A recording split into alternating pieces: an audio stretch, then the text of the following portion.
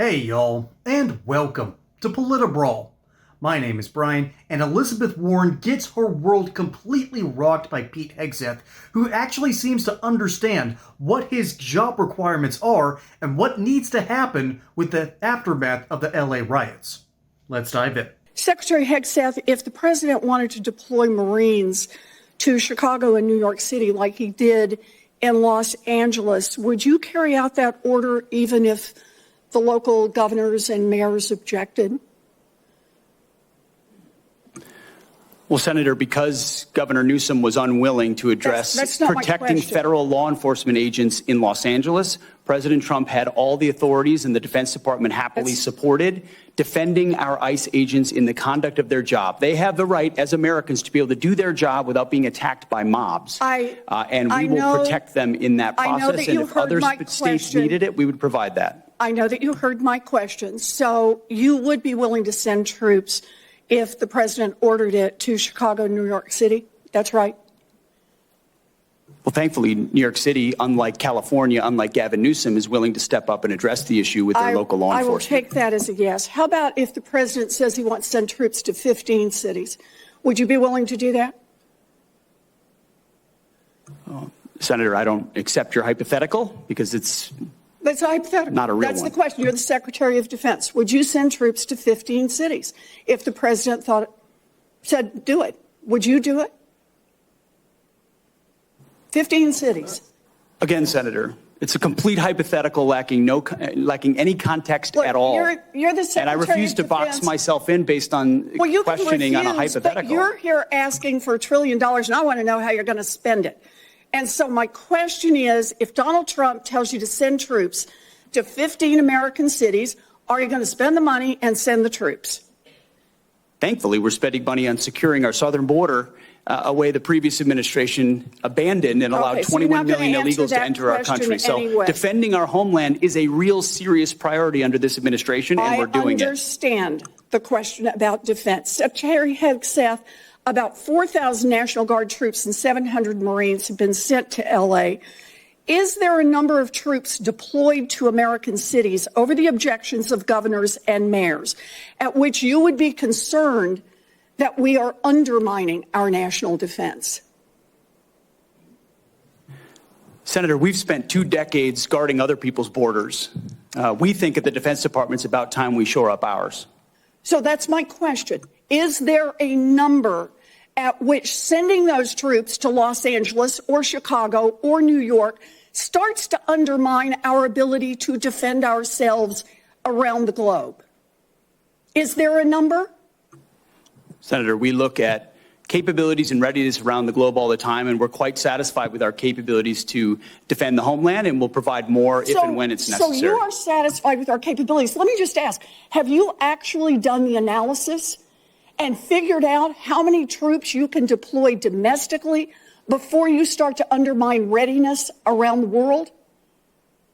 Have you done that analysis? Yes, ma'am. Then would you let the rest of us in on it? We are the Senate Armed Services Committee, and you're here to ask for $1 trillion.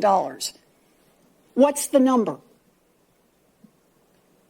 We've got contingencies and plans for any number of capabilities should governors be unable, as Gavin Newsom has been, to actually secure his own federal agents in their cities. How many troops can you deploy domestically before you start to cut into our readiness internationally? As I said, previous administrations deployed our National Guard all around the globe in numbers far beyond what we were capable of supporting. So limited contingencies inside the United States to protect federal law enforcement is doable. If the Supreme Court orders you to remove troops from American city streets, will you do so? Can you repeat the question, please? Yes. If the Supreme Court orders you to remove troops from American cities, will you do so? As I've said, Senator, I don't believe district courts should determine national security policy, but if the Supreme Court rules on a topic, we will abide by that. Okay. You know, during her press conference last week, Secretary Noem said, "We are staying here to liberate the city from its mayor and its governor, people who were elected by a majority of voters." Secretary Hegseth is saying he is ready to deploy more troops and won't tell us what the implications are for our national defense.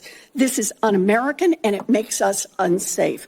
Lizzie, when it comes to un-American and unsafe, I think throwing a riot because you don't like federal agents deporting illegal migrants while sporting another nation's flag is inherently un-American and unsafe.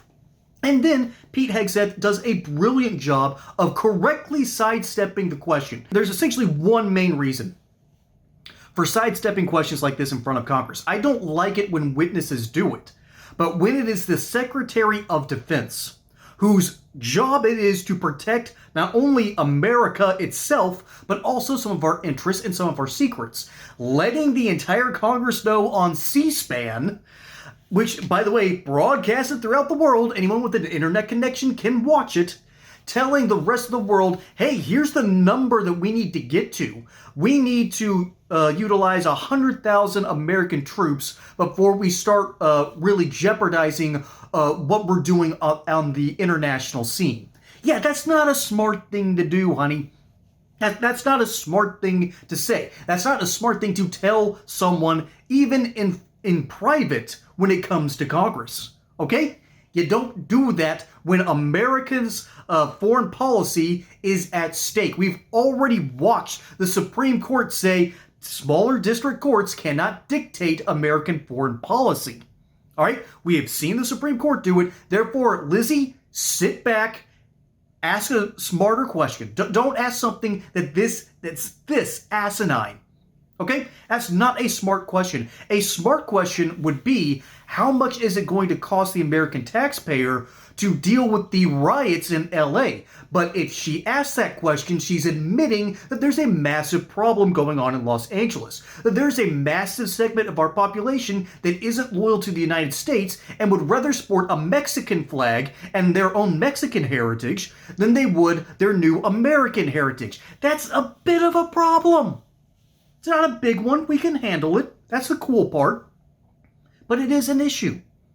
And that's the reason why LA seems like it goes off the rails every 33 years, because they can't decide whether they're Americans or if they're their own separate entity. So yeah, no wonder troops got sent in going over Gavin Newsom's head, because he refuses to remove his head from his cavities and waited way too long to respond to the issue down there. That's sort of par for the course, though, when it comes to Democrats. When there's a giant fire in Los Angeles County out of the Palisades, well, they took a little too long to actually deal with the issue. And it's not like California is used to good government, because if they did, they'd clear the underbrush, they'd clear out these certain areas, and make it easier for wildfire management. I'm an ex-park ranger, so I actually know what that land management's supposed to look like. You'd think that California would follow suit, but they don't. They don't know how, and they refuse. But that's not the big thing going on here. The big thing is Elizabeth Warren is trying to score brownie points. She is trying to get her own side to give her money. She's trying to show that she's fighting the Trump administration. Look how crazy I'm acting. I am clutching my pearls here because Pete Hegseth won't give me a number.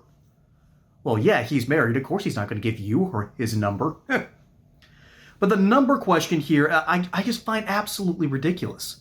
You don't reveal the hand that you have as a military. There's a Sun Tzu principle here. Let your plans be as black as midnight. Okay? You don't reveal your plan. You don't reveal what's going on. And the correct answer is, we have contingency plans in place. That's what the State Department is for. That's what military research does. Granted, military intelligence is often an oxymoron, and the CIA often stands for clowns in action. The reality is, we have experts that make these plans.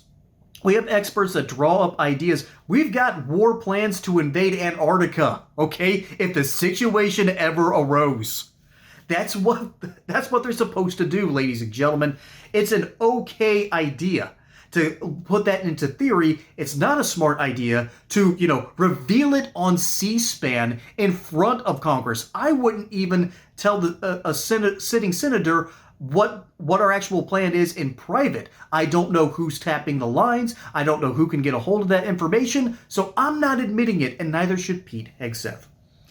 So, Elizabeth Warren, once again, is asking something that's absolutely ridiculous. She's trying to score brownie points with her own people, and it makes absolutely no sense unless you are trying to use this as ammunition to get more of your supporters to give you money during your re-election campaign, unless you're going to use it in a newsletter to say, hey, I'm trying my best to go after the big, mean Trump administration. But you know what? I'm talking in circles here. Elizabeth Warren is a rational person, strangely enough. Okay? She is. She knows what she's talking about. She's not like some of her other colleagues. She's not like Hirono. She's more like Bernie Sanders to some degree. She's pragmatic. She knows how the game is played, and I at least respect her in that regard. But ultimately, these questions make sense only if you're trying to stir the pot. She does not care about actual good policy. She cares about the political theater. And it's time for the theater kids to step aside and let the adults in the room take charge, okay? And I'm saying that as a theater kid myself, all right? It takes one to know one. But let me know what you think down in the comments below. My name is Brian. Hope you enjoyed that segment here on Politibrawl. Don't forget to like and subscribe. Catch you on the next one. Until then, y'all have a good one.